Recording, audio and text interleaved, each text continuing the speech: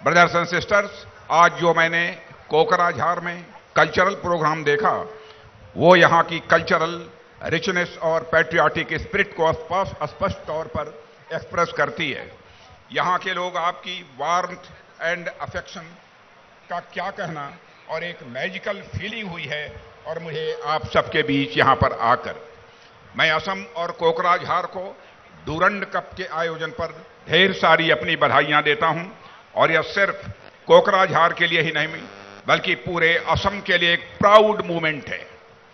मैं असम के कर्मठ मुख्यमंत्री श्री हेमंत बिश्व शर्मा जी का और बोडोलैंड टेरिटोरियल काउंसिल के chief executive member Shri Pramod Boro का आभार प्रकट करता हूं कि उन्होंने इस उल्लास के क्षण में शामिल होने के लिए मुझे आमंत्रित किया है। मैं बोडोलैंड टेरिटोरियल काउंसिल को इस बात के लिए बधाई देना चाहता हूं कि आपने यहां एक पॉजिटिव एनवायरनमेंट क्रिएट किया है, जिसके चलते यह आयोजन कोकराझार में हो रहा है। आप लोगों के साथ मिलकर असम की सरकार ने जिस प्रकार से काम किया है, उसी का यह रिजल्ट है कि आज डूरंड कप के 132nd एडिशन के रूप में इस ब्यूटीफुल गेम की शुरुआत एक ब्यूटीफुल स्टेट, ब्यूटीफुल सिटी में हो रही है। साथियों, मैंने अभी तक कई लोगों से यह सुन रखा था कि भारत का पूरा नॉर्थ ईस्ट रीजन फुटबॉल के प्रति अपने इंथुजियाज्म के लिए जाना जाता है, लेकिन आज अपनी आंखों के सामने में यह जो दृश्य देख रहा हूं, डूरंड कप को लेकर आप लोगों के अंदर जो उत्साह मैं यहां देख रहा हूं, उसने यह मुझे मानने पर मजबूर कर दिया है कि नॉर्थ ईस्ट के लोगों के दिलों का रास्ता फुटबॉल से ही होकर जाता है। मैं आज अपने सामने जो यह दृश्य देख रहा हूं, जो जुनून आप लोगों के अंदर देख रहा हूं, भारत में फुटबॉल के प्रति इतना जुनून कम ही स्थानों पर हमको देखने को मिला है। साथियों, फुटबॉल जिसे पूरी दुनिया में ब्यूटीफुल गेम के नाम से जाना जाता है, यह सिर्फ एक खेल नहीं है, बल्कि यह एक इमोशन है। आप लोगों ने महान ब्राजीली फुटबॉलर पेले का नाम तो सुना ही होगा। उनसे संबंधित एक इंसिडेंट बड़ा ही चर्चित है, और मुझे वही इंसिडेंट इस समय याद आ रहा है, जिसकी मैं चर्चा आपके बीच करना चाहता हूं। प्रसंग कुछ इस प्रकार का है कि 1970 के डिकेड में नाइजीरिया में सिविल वार छिड़ा हुआ था, और उस युद्ध में हजारों लोगों की जानें गई थी। माहौल एकदम बिल्कुल बहुत ही टेंस था, तनावपूर्ण था। पुलिस व नेताओं की कोई भी अपील जनता सुनने को तैयार नहीं थी। लेकिन जब पेले एक फ्रेंडली मैच खेलने के लिए नाइजीरिया आने वाले थे, तो सिविल वार चलने के बावजूद दोनों पक्षों ने अपने वार को रोक दिया, और 48 घंटे तक नाइजीरिया में उस समय शांति बनी रही, केवल फुटबॉल देखने के लिए। आप सोच कर देखिए कि फुटबॉल ने किस तरह एक चमत्कारिक ढंग से स्थिति को सामान्य किया था। यदि फुटबॉल की वजह से कोई गृह युद्ध रुक जाता है, सिविल वार यदि रुक जाता है, तो उसका अर्थ यह है कि फुटबॉल लोगों को जोड़ने वाला खेल है, और यह शांति का खेल है। यह सिर्फ एक गेम नहीं है, बल्कि गेम से कहीं अधिक बढ़कर है। फुटबॉल में रूल्स एंड रेगुलेशंस का बहुत ही इंपॉर्टेंस होता है। आप सब फुटबॉल में ऑफ साइड रूल के बारे में अच्छी तरह जानते होंगे। यदि कोई खिलाड़ी ऑफ साइड जाकर गोल करता भी है, तो वह गोल माना नहीं जाता है। मतलब जैसे ही आप रूल्स के अगेंस्ट जाते हैं, तो आपका कोई भी प्रयास यदि सक्सेसफुल हो भी जाए, तो भी वह मीनिंगफुल नहीं होता है। और रूल्स के खिलाफ जाने पर येलो कार्ड या रेड कार्ड जैसी चीजें भी देखने को मिलती हैं। येलो कार्ड और रेड कार्ड जैसी चीजें भी सिस्टम को बनाए रखने के लिए ही होती हैं। यदि रूल्स को तोड़ने पर पेनाल्टी का प्रोविजन नहीं होगा, तो रूल्स का कोई महत्व नहीं रह जाएगा।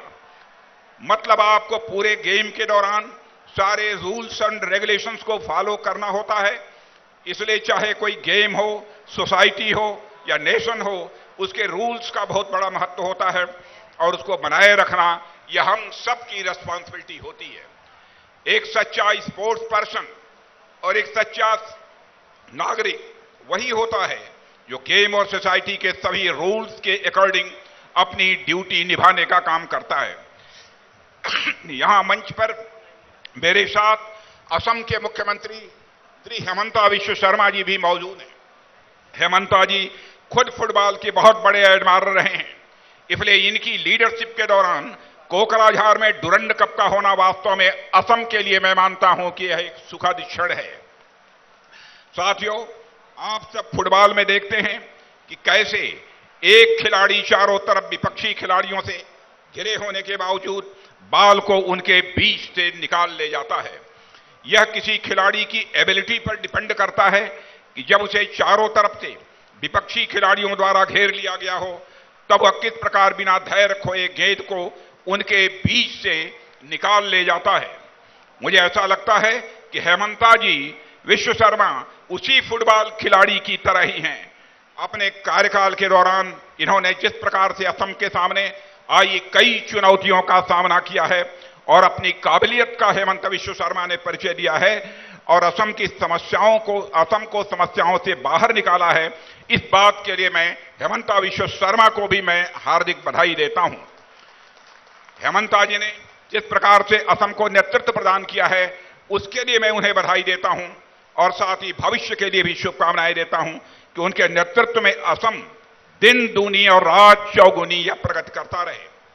साथियों, असम ने भी हाल ही के दिनों में स्पोर्ट्स के क्षेत्र में काफी प्रगति की है। हमने ऐसे अनेक खिलाड़ी देखे हैं जिन्होंने असम से आगे बढ़ते हुए नेशनल लेवल पर भी अपनी पहचान बनाई है। चाहे हमारे वीमेन अंडर 20 टीम की कैप्टन अपूर्णा नार्जरी की बात हो या फिर अस्मिता चालिहा और हृदय हजारिका जैसे जेम्स की बात हो, असम ने हमेशा इंडियन फुटबॉल को ऐसे टैलेंट्स दिए हैं जिन्होंने पूरे भारत के लोगों के दिलों में अपनी जगह बनाई है। मुझे पूरा विश्वास है कि असम और विशेषकर कोकराझार में डुरंड कप का आयोजन यहां पर नौजवानों को बहुत बड़े स्तर पर इनकरेज करेगा तथा हमें आने वाले समय में भी असम से और ज्यादा टैलेंट देखने को मिलेंगे। मैं असम सरकार, बोडोलैंड टेरिटोरियल काउंसिल तथा इंडियन आर्मी को इस कप के सफल आयोजन के लिए अपनी तरफ से हार्दिक शुभकामनाएं देता हूं। साथियों, अब आने वाले कुछ दिनों तक पूरा देश डुरंड कप के रंग में रंगने वाला है और यहां आकर मुझे यह महसूस हुआ है कि फुटबॉल में एक म्यूजिक है, फुटबॉल में एक रिदम है, पल्सेस हैं और बीट्स है। कुल मिलाकर कहें तो फुटबॉल डांस ऑफ इमोशंस है और अपने सामने कोकराझार में मैं इमोशंस का यह जो डांस देख रहा हूं उसने मेरे हृदय को स्वाभाविक रूप से प्रफुल्लित कर दिया है।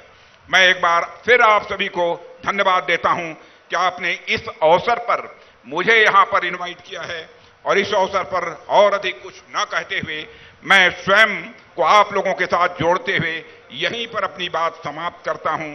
आइए मिलकर एंजॉय करते हैं इस ब्यूटीफुल गेम का। आप सबको बहुत बहुत धन्यवाद।